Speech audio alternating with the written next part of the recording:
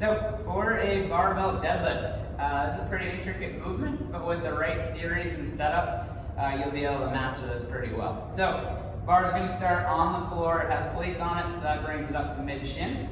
What I'm going to do is I'm going to step to the bar in a position where my shins are essentially an inch off the bar, meaning they're behind the bar. As I bend my knees slightly to go forward, that would put the bar directly into my shins. Now, with a deadlift, everything needs to be pulling back because all of you is going to want to go forward, which is going to encourage you to round your back.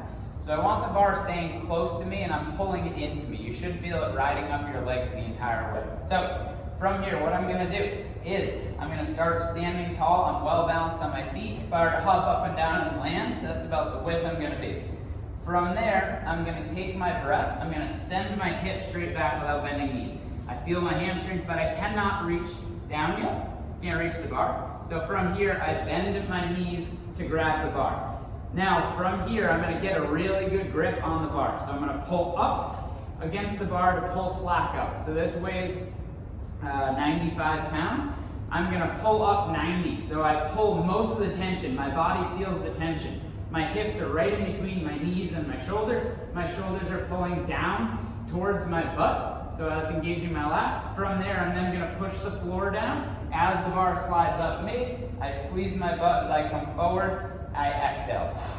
Inhale.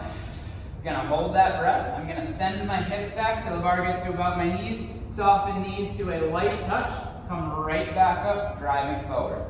The weight stays really balanced on my feet the entire time. So my hips are going back, my toes are digging in, the weight's pushing through the heels, my hips are engaged. I drive right back through. Take my inhale at the top. Set my lats so I really feel the sides of my back engaging to here and re-drive back up, squeezing my butt at the top. Now, common faults with this.